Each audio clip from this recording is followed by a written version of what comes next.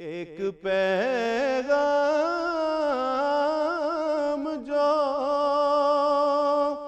ہر دل میں اجالا کر دے،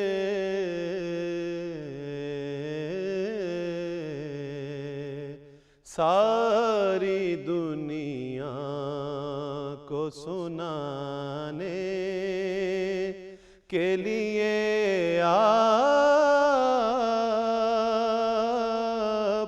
آئے۔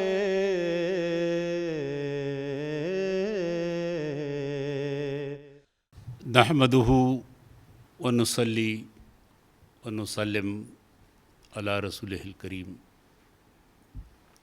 فاعوذ باللہ من الشیطان الرجیم، بسم اللہ الرحمن الرحیم۔ بے انتہا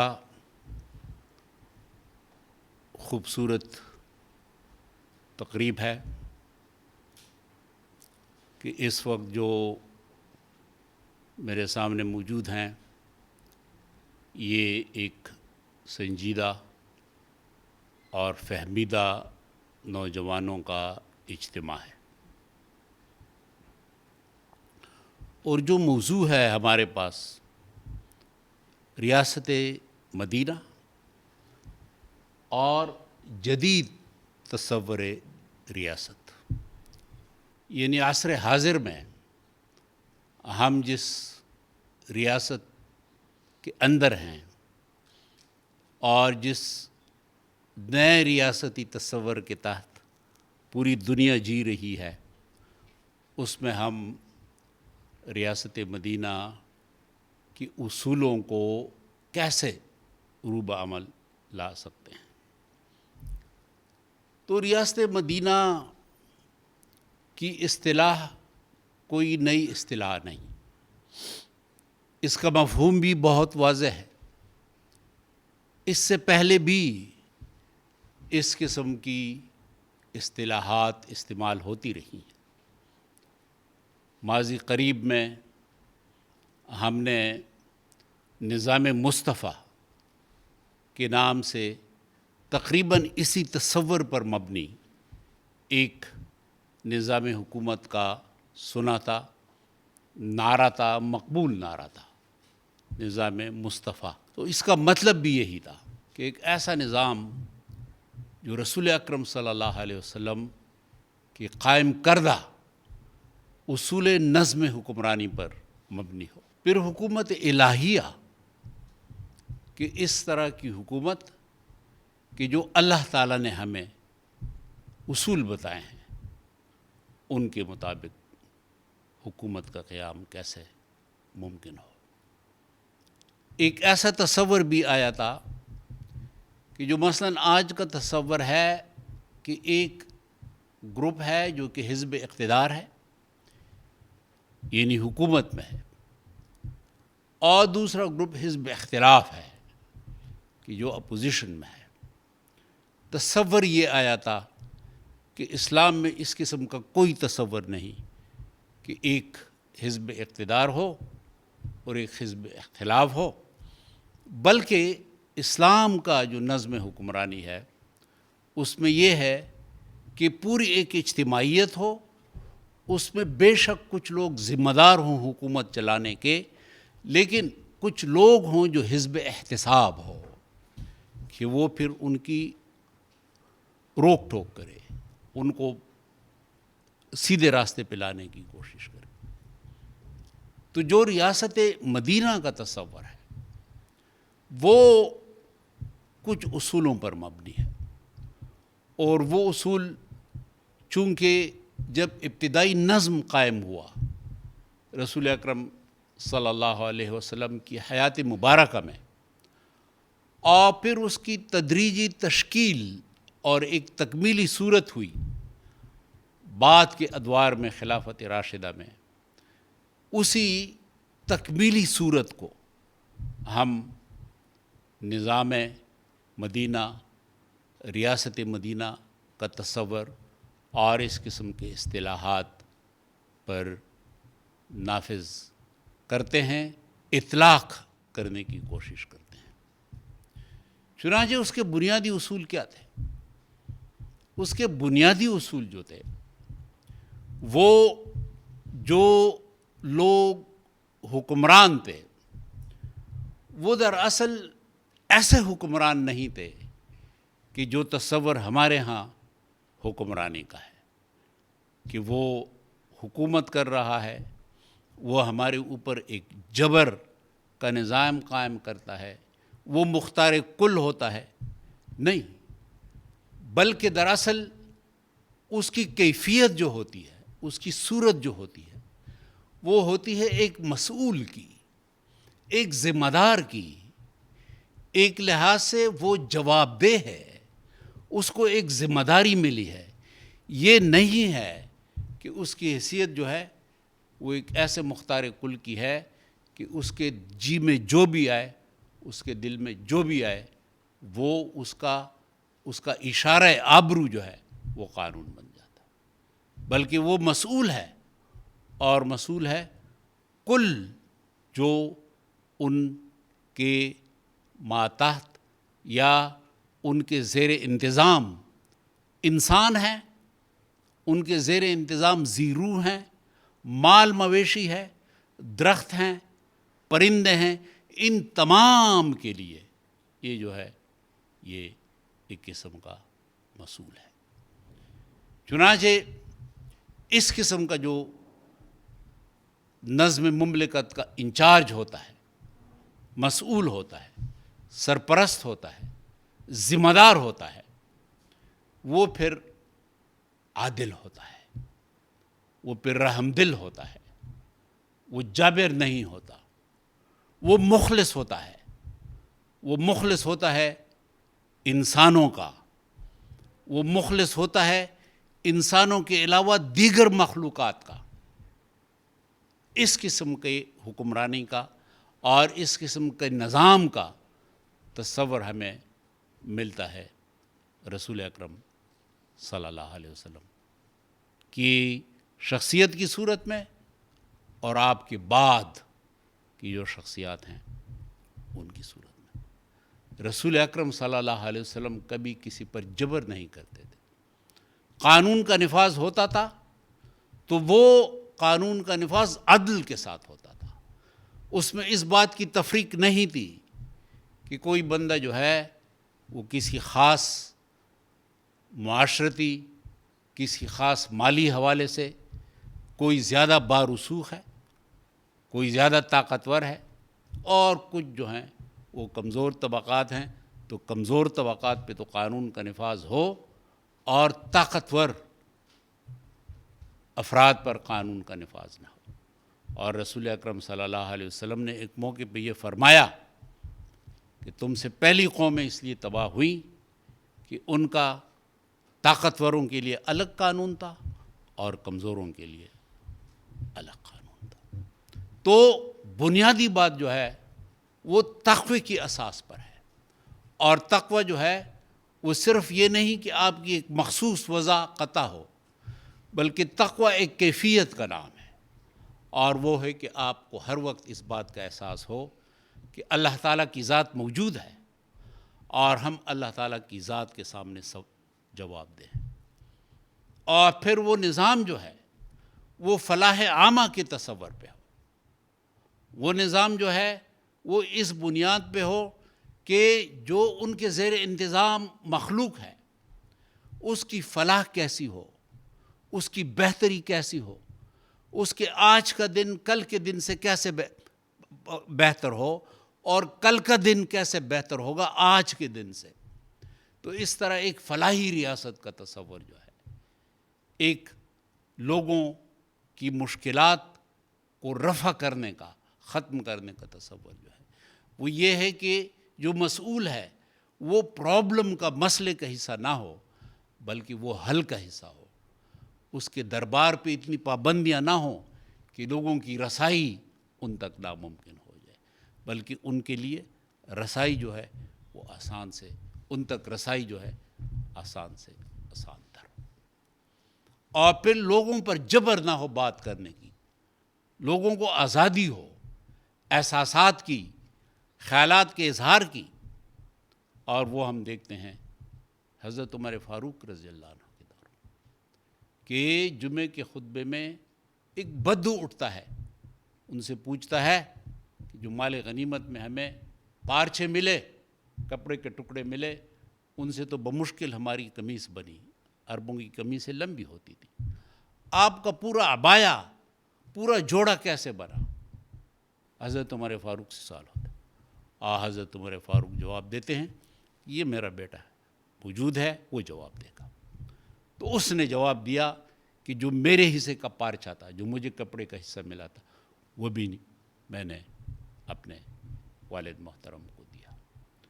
ان کی مراعات، ان کی تنخواہیں وہ موجود تھی یقیناً، لیکن وہ عام لوگوں کی ضروریات کے مطابق تھی، کہ جو عام لوگوں کی ضروریات ہیں۔ اس کا تعین حضرت ابوبکر صدیق رضی اللہ عنہ نے فرمایا تھا۔ اور ایک بار ایسا ہوا، اور یہ صحیح واقعہ ہے، کہ آپ کی زوجہ محترمہ نے آپ کی خدمت میں کانے کے 2 آئٹمز پیش کیے۔ تو آپ نے ان سے پوچھا کہ روزانہ تو آپ ایک آئٹم، ایک کورس میرے سامنے رکھتی ہیں، آج یہ کیسے ممکن ہوا کہ اس میں آپ نے ایک میٹھے کا بھی اضافہ کیا ہے؟ تو زوجہ محترمہ نے جواب دیا کہ میں آٹے سے جو بیت المال سے ملتا تھا کچھ بچا کے آج اس قابل ہو گئی ہوں کہ آپ کے لیے اضافی میٹھے کا آئٹم بھی پیش کروں۔ تو حضرت ابوبکر صدیق نے فرمایا اس کا مطلب یہ ہے کہ ہمارا آٹا ہماری ضرورت سے زائد ہے، اور اپنا آٹا جو تھا وہ کم کرایا کہ ہمیں جو آٹا ملتا ہے اس سے تو بچت بھی ہو رہی ہے۔ تو یہ ہے وہ تصور کہ جو ہم نظام مدینہ یا ریاست مدینہ کی سوچ سے یا اس تصور سے ہمارے پاس آتا ہے۔ چنانچہ اس کے نتیجے میں اور بھی اصول ہیں۔ احتساب ہے، جو ریاستی خزانہ ہے اس میں خزانے کا رخ جو ہے وہ بیت المال کی طرف کم ہو، بے شک ہیں ذرائع ہیں، لیکن اس کا رخ عوام کی طرف ہو، عوام کی سہولت کے لیے ہو، عوام کے فائدے کے لیے ہو۔ تو اس طریقے سے نظام جو ہے وہ ریاست مدینہ ہے۔ اب یہ کہا جا سکتا ہے کہ آپ تو ماضی کی باتیں کر رہے ہیں، یہ ماضی میں ایسا ہوتا ہوگا، آج کی دنیا میں ایسا نہیں ہو سکتا۔ لیکن میں یہ سمجھتا ہوں، اور ہم سب سمجھتے ہیں کہ یہ جو موضوع ہے جدید تصور ریاست، اس میں بھی یہ بات ممکن ہے، اس میں بھی یہ بات ممکن ہے۔ اور ہمیں آج کے زمانے میں اس قسم کی مثالیں موجود ہیں۔ بدقسمتی سے ہم مسلمان اس معاملے میں پیچھے رہ گئے ہیں، لیکن میں مثلاً آپ کو مارگریٹ تھیچر کی بات کرتا ہوں، برطانیہ کی وزیر اعظم خاتون، کئی مرتبہ منتخب ہو گئی۔ اس کا انٹرویو میں نے پڑھا، اس انٹرویو میں اس نے کہا کہ میرا جو گھر ہے، جو سرکاری گھر ہے 10 ڈاؤننگ اسٹریٹ، اس میں سینٹرلائز ہیٹنگ، جو مرکزی حدت کے آلات ہیں، گرمائش کے آلات ہیں، ان کو میں بند رکھتی ہوں، صرف وہ کمرے جو ہمارے زیر استعمال ہیں ان میں ہیٹنگ کا نظام ہوتا ہے، اس لیے کہ وہ بل پورا میں پے نہیں کر سکتی، ادا نہیں کر سکتی۔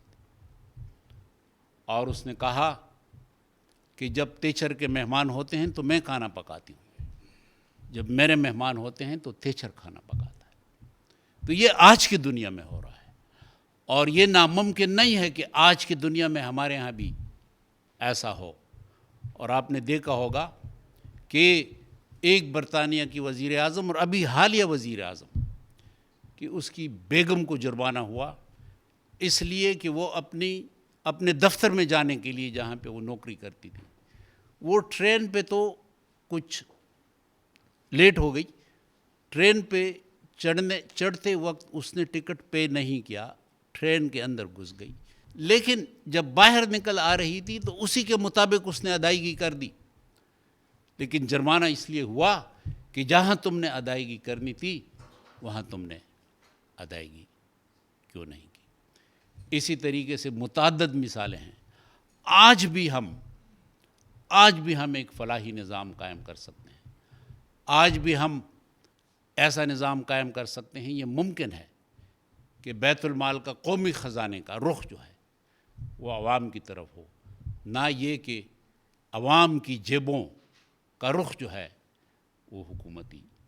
اگر ہم ایک بہتر پالیسی بنا لیں، ہم ایک بہتر میزانیہ ترتیب دیں، اپنے جو ہمارے قومی آمدن کے ذرائع ہیں اور جو ہمارے تصدیرات ہیں، برآمدات ہیں، ان میں اضافہ کریں، تو ہم نے اور قوموں کو دیکھا ہے کہ اور قوموں نے اپنے عوام کی زندگیاں آسان بنائی ہیں۔ تو یہ ایسی کوئی بات نہیں ہے کہ یہ ناممکن ہے۔ میں نے آپ کے سامنے ایک صورت پیش کی، اس کی تلخیص آپ کے سامنے پیش کروں تو ریاست مدینہ کا تصور زیادہ واضح ہو جائے گا۔ اللہ تعالیٰ فرماتے ہیں، قریش کا حوالہ دیتے ہیں کہ قریش جو ہیں لإیلاف قریش ایلافہم رحلۃ الشتاء والصیف، یعنی ان کے سفر کے جو قافلے تھے، تجارتی قافلے، گرمیوں اور سردیوں کے، پھر فرمایا کہ فَلْيَعْبُدُوا رَبَّ هَذَا الْبَيْتِ، کہ اس گھر، عظیم گھر کے رب کی عبادت کر۔ فَلْيَعْبُدُوا رَبَّ هَذَا الْبَيْتِ الَّذِي أَطْعَمَهُم مِّن جُوعٍ، کہ جس نے آپ کو بھوک سے نجات دلا دی۔ بھوک سے نجات دلانے کا مطلب کیا ہے؟ ایک بہتر معیشت دی آپ کو۔ وَأَطْعَمَهُم مِّن جُوعٍ وَآمَنَهُم مِّن خوف، اور خوف سے نجات دلا دی، یعنی امن کی ایک کیفیت آپ کو دی۔ چنانچہ آپ دیکھ رہے ہیں کہ امن کے ساتھ تجارت کے ساتھ ایک بہتر معیشت، اطعمہم من جوع، بہتر معیشت، یہ ایک تکون ہے کہ یہ ایک فلاحی ریاست کی اساس کے نتیجے میں اس قسم کی معاشرت پیدا ہوتی ہے کہ فلاح عامہ، امن و امان کا ایک ماحول، اور ایسی تجارت کی جو تجارت جو ہے وہ انسانوں کو امن کے ساتھ، تجارت کے لیے امن ضروری ہے، ایک بہتر معاشی نظام بھی دے۔ پھر جب اس قسم کا نظام ہو تو وہی صحیح معنوں میں ریاست مدینہ ہوگا۔ لیکن اس کا انسلاک جو ہے وہ پھر سورہ والعصر میں ہے۔ بسم اللہ الرحمن الرحیم، والعصر، کہ تاریخ گواہ ہے، زمانہ ہمیں اس بات کی گواہی دیتا ہے۔ ان الانسان لفی خسر، انسان خسارے کا سودا کرتا ہے۔ الا الذین آمنوا، اس خسارے سے وہ لوگ محفوظ ہیں کہ جنہوں نے اللہ تعالیٰ سے اپنا انسلاک رکھا۔ تو ریاست مدینہ میں صرف یہ پہلو نہیں بلکہ اللہ تعالیٰ کے ساتھ انسلاک جو ہے، ایمان باللہ وعمل الصالحات اور اعمال صالحہ، یعنی معاشرہ جو ہے وہ اعمال صالحہ پر مبنی ہو، ایک دوسرے کے ساتھ برادری کا تصور، ایک دوسرے کے ساتھ اخلاص کا تصور، ایک دوسرے کے ساتھ ہمدردی کا تصور۔ پھر اللہ تعالیٰ فرماتے ہیں کہ یہ کام ہے، اچھے کام ہیں، تو ان کے لیے پھر ماحول ایسا ہو کہ وہ تواصوا بالحق، یہ حق کی جو باتیں ہیں ان کو ایک دوسرے کے ساتھ تبادلہ ان کا کرتے رہیں، تلقین کرتے رہیں، تواصوا بالصبر۔ اور پھر اس کام میں اگر مشکلات ہیں، آزمائشیں ہیں، ابتلا ہیں، تو پھر صبر اور استقلال کے ساتھ ان کا مقابلہ کریں۔ چنانچہ جب یہ کیفیت ہو تو یقیناً آج کا جو موضوع ہے، اس موضوع کے ساتھ نہ صرف یہ کہ یہ قابل حصول موضوع ہوگا بلکہ اس کے ساتھ انصاف کے تقاضے جو ہیں وہ بھی پورے ہوں گے۔ یقیناً آپ کے ذہن میں کچھ سوالات آئیں گے تو آپ تحریراً بھی سوال کر سکتے ہیں، اگر آپ زبانی سوال پوچھنا چاہیں ان میں بڑی خوشی ہوگی۔ سر، میرا کوشچن آپ سے یہ ہے کہ کیا آپ کی نظر میں مسلمانوں کے جو فرقہ وارانہ اختلافات ہیں یہ اسلامی فلاحی ریاست کی راہ میں رکاوٹ ہیں؟ جو فرقہ وارانہ اختلافات ہیں، اگر ہم اس کو تعبیری تنوع کی صورت دے دیں اور اس کو تشتت اور افتراق، عصبیت، ایک دوسرے کے لڑنے کے ٹول کے طور پہ استعمال نہ کریں، ان کو اپنی شناخت اس طریقے سے نہ بنائیں کہ یہ ہمارے روزگار کا ذریعہ بن جائے. تو میں سمجھتا ہوں کہ تعبیری تنوع جو ہے یہ تو پھر ایک معاشرے کی تخلیقی اور معاشرے کا حسن بنتا ہے. اب اگر اتنی بڑی اجتماعیت ہے، یہاں پہ تقریباً 22, 30, 40 تک کی تعداد ہے، اگر یہ آزادانہ طور پہ کسی مسئلے کے بارے میں اپنی متبادل سوچ کا اظہار کر لیں تو اس کا مطلب یہ ہے کہ ہم ہر ایک کے پاس تقریباً 35-40 تصورات، تعبیرات، نئے افکار سامنے آ گئے. تو اس کا مطلب یہ ہے کہ یہاں سے جب ہم باہر نکلیں گے تو ہم زیادہ انٹلیکچولی اپنے آپ کو انرچ تصور کریں گے بنسبت اس کے جب پہلے ہم تو اگر ہم ان تصورات کو، ان تعبیرات کو ایک تنوع، ڈائیورسٹی کا رنگ دے دیں تو پھر یہ تو ایک خوبصورتی بن جاتی ہے. لیکن جس طریقے سے آج ہم نے اس کو ایک کاروبار بنایا ہے تو یقیناً یہ ہمارے معاشرے کے لیے بے انتہا نقصان دہ ہے. ایک سوال تو یہ ہے کہ اسلامی فلاحی ریاست میں میڈیا کا کیا کردار ہے، کس طرح سے کردار ادا کر سکتا ہے؟ دوسرا سوال اسی حوالے سے سر، ہم اخلاقی معیار کو کیسے بلند کریں گے؟ دراصل ایک ریاست جو ہوتی ہے یہ لازم بات ہے، صرف ریاست نہیں بلکہ اگر چھوٹی آرگنائزیشن بھی ہے، مثلاً آپ کی یونیورسٹی ہے یا مثلاً آپ کا ڈپارٹمنٹ ہے، تو اس کا ایک ویژن ہوتا ہے اور ویژن کے ساتھ پھر ایک نصب العین مشن سٹیٹمنٹ، پھر اس مشن کے ساتھ کچھ ان کے آبجیکٹیوز ہوتے ہیں، اغراض و مقاصد، پھر ایک اسٹریٹجی ہوتی ہے، حکمت عملی، اور پھر حکمت عملی کے بعد باقاعدہ ایک چیک لسٹ ہوتی ہے کہ ہم نے یہ اپنے اہداف یا ہمارا اپنا سفر مشن سٹیٹمنٹ کی طرف یا ویژن کے حصول میں ہم کس حد تک کامیاب ہیں، کہاں پہ ہمیں ناکامی ہے، ہم کس طرح اپنے آپ کو بہتر بنا سکتے ہیں. یہ مسلمہ طریقہ ہے. رسول اکرم صلی اللہ علیہ وسلم نے بھی ہمیشہ یہی فرمایا اور یہی کیا عملاً. بات کے ادوار میں بھی یہی آیا، ہمیں بھی یہی کرنا چاہیے. جب ہمارا ایک ویژن ہو، وہ ویژن کہ جو میں نے آپ کے سامنے پیش کیا، ایک مشن سٹیٹمنٹ ہو، آبجیکٹیوز ہوں، تو حکمت عملی میں، پھر حکمت عملی میں آپ کا میڈیا بھی آ جاتا ہے کہ پھر آپ نے میڈیا کو اسی مقصد کے لیے استعمال کرنا ہے کہ آپ کا ویژن حاصل ہو جائے، آپ مشن سٹیٹمنٹ کی طرف آگے جائیں، آپ کے جو آبجیکٹیوز ہیں، اغراض و مقاصد ہیں، ان کے حصول میں، اور پھر باقاعدہ آپ کا چیک لسٹ ہو کہ جس میں آپ یہ دیکھیں کہ کہاں کمی آ گئی ہے، کہاں کمزوری آ گئی ہے، کہاں ہم نے مزید بہتری کی طرف جانا ہے. تو میڈیا کا بے انتہا اہم رول ہے، اور میڈیا اس طریقے سے. پھر آپ کا دوسرا سوال جو ہے اخلاقیات کا، یہ بھی اسی جو میں نے آپ کے سامنے ویژن، مشن سٹیٹمنٹ، آبجیکٹیوز، حکمت عملی، جب آپ کا میڈیا جو ہے وہ اس ویژن کے مطابق ہو، اس مشن سٹیٹمنٹ کے مطابق ہو، آبجیکٹیوز کے مطابق ہو، تو پھر اس کا اثر جو ہوگا وہ نچلے لیول پر آئے گا. اور اس طریقے سے یقیناً میڈیا کے جو اثرات ہیں وہ آپ پہ، آپ کے چھوٹے بھائیوں بہنوں پہ، آئندہ نسلوں پہ یقیناً پڑیں گے. اللہ تعالی ہم سب کا حامی و ناصر ہو. ایک مدت سے بھٹکتے ہوئے انسانوں کو